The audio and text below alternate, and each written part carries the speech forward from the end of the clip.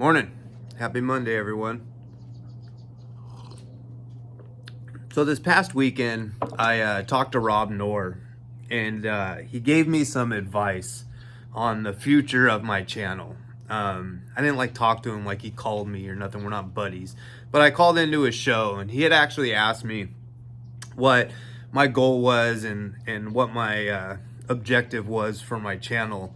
And I kind of wish we would have stayed on that topic a little more, but I had brought up that I just felt like this whole streamer space is getting kind of watered down. When I first became kind of aware of these streamers or streaming in general is when Destiny kind of first hit the scene, or not first hit the scene. He's been around for a long time, but in politics. Excuse me. I saw him on some other shows and came across his channel once or twice and started watching him, and I kind of just realized, I'm like, this dude just sits around and plays video games all day and then watches YouTube and people send in money, for chats and stuff like that. Everything else to me always just seemed like a podcast or just kind of like a radio show type feel,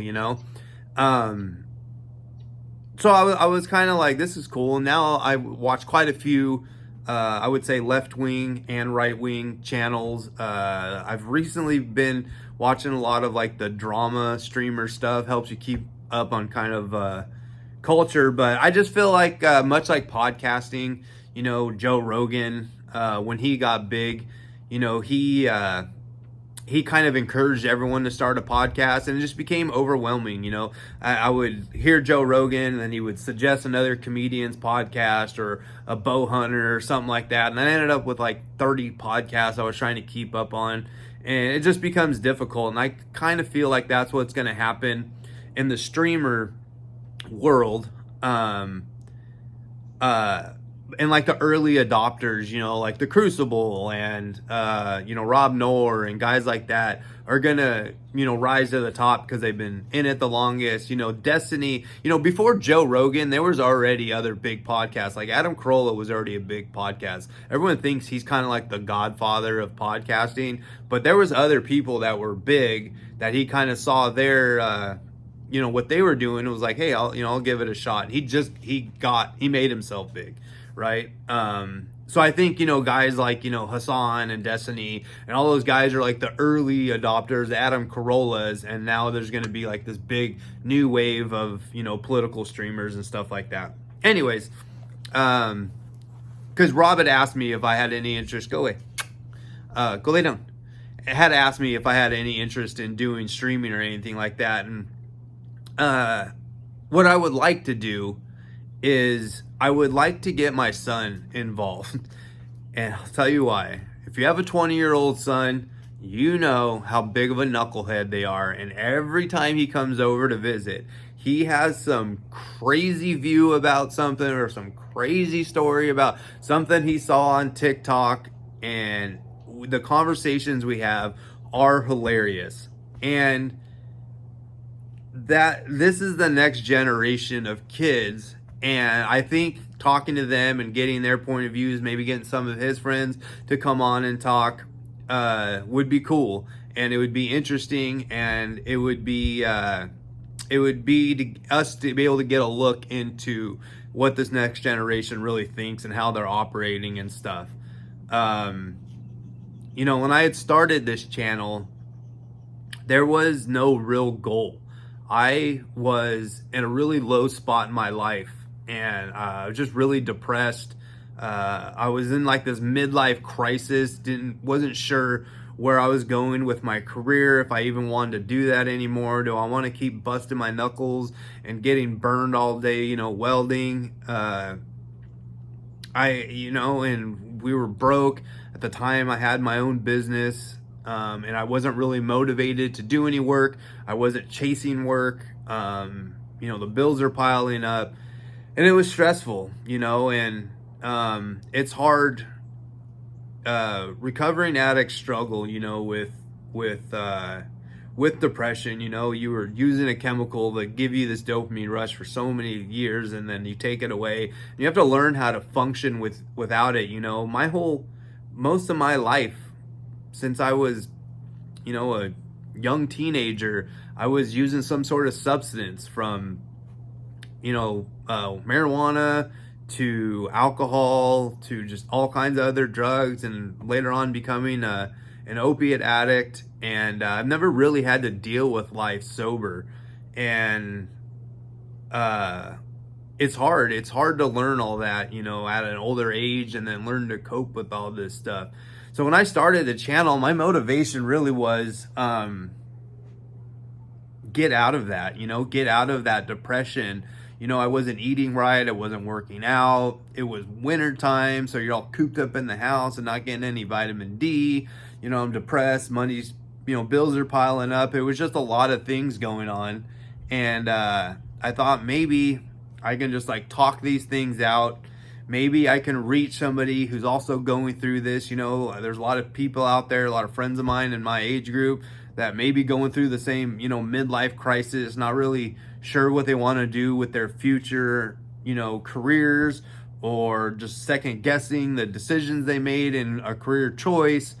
There's a lot of recovering addicts now. We have a lot of people who got stuck on opiates and are now sober. So maybe there's a group of people out there that maybe my words and my story of how I got through it would help them out, or even down to like some parents who have a kid that might be going through the same things I went through as a kid. And maybe, me saying where my parents could have done better. I'm not bad mouthing my parents at all. They did the best they could. They thought the decisions they were making at the time were the best for me. Parents get it wrong. I'm going to get it wrong. I've gotten it wrong. I've gotten it way wrong. I'm not saying anything about them. They just did what they thought they doing was right. And that's what most parents do. So maybe my story about my traumas, I do a lot of quotation marks, my traumas as a kid can help a parent out that sees the kind of same things in their kid. So I was just really hoping that, and it was like a personal release, getting these stories out there, getting these things off my chest. My mom watches these channels. Maybe people can understand me better. I don't really like opening up to people. Seems kind of weird, right? Putting all this on the internet, but I don't want to sit down and have a conversation about my feelings. I don't have a problem talking them out, but just maybe it is going to help people get a better understanding of me. And I had made the decision to get myself out of that rut. I started exercising again. I started eating right again. I picked up some job making crap money, but it's helped us get out of the hole we were in. We finally have gotten our head above water. We're not using credit cards to buy groceries every week. It's not like my next career choice, but it's paying the bills. It's easy. I get to work from home. We decided to homeschool our middle son, so I get to be home with him and help him with his schoolwork. So it's a lot of good changes happened in my life, or I made a lot of big changes to repair what the depression I was in. Sorry, the depression I was in. So I was like, maybe this would help somebody out, kind of see what I'm doing, and maybe take some advice there or whatever it is. So that was really the goal of the channel, and that's what Rob Noerr had said was, you need to do it because you want to do it. Don't do it because you think it's going to be a career path or you're going to make a bunch of money. Because very, very small amount of people who start YouTube channels actually get to a point where they're making a substantial income in YouTube or in this content creator space. And I'll be honest with you, I'm not very good when it comes to tech stuff. I always forget to post things. I have a bunch of videos I haven't even posted yet that I take. I'm like, that's gonna be cool, and I forget about it. I forget to take pictures when I'm out fishing to post on my Instagram for my other channel. Like I'm bad when it comes to social media and techie stuff.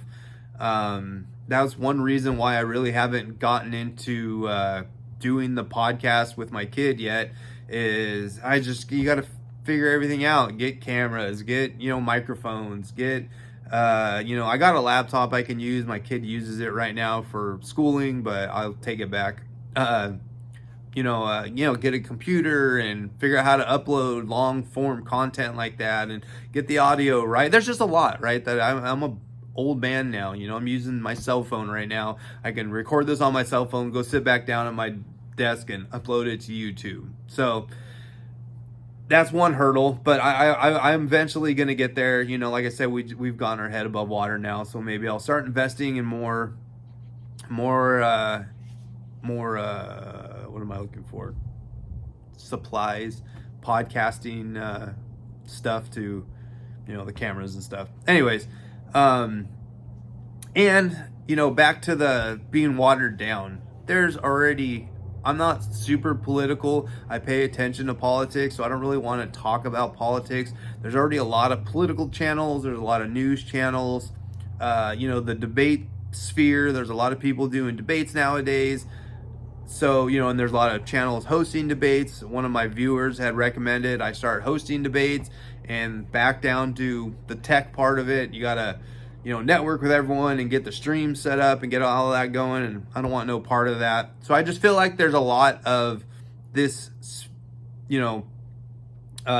part of the YouTube creator sphere that's already taken up. And I think there's other aspects that need to be filled, other holes that need to be filled. And I think my story of being a degenerate, how I feel like the school system kind of fails young boys like me, how, people that are getting wrapped up in drugs and alcohol and, premarital sex and like all these sins, really, how I've changed my view on religion, 40 years as an atheist, and now I'm exploring becoming a Christian and going down that road.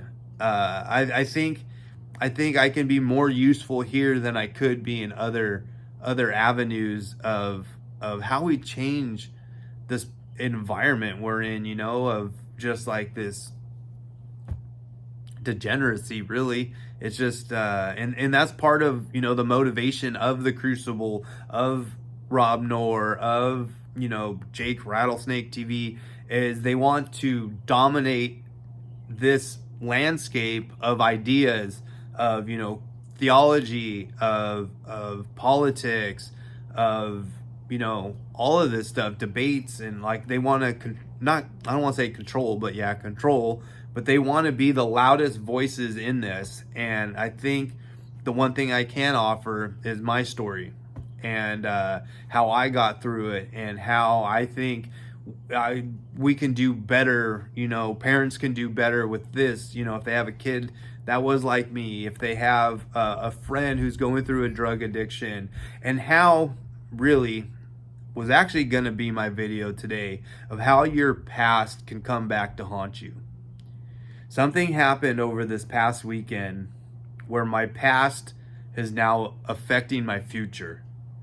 And I was going to do a video on it today, but I'm waiting to hear back from my aunt, who actually is the paralegal who works for my attorney who fought my last case. So if you made it this far in the video, tomorrow's video, I'll know more by the end of the day. So tomorrow's video is probably going to be about how my past is coming back around to haunt me, and how when you're younger, when you're using drugs, you don't think of these consequences later in life until you're at that point later in life where it's like, damn, I wish I had done things different.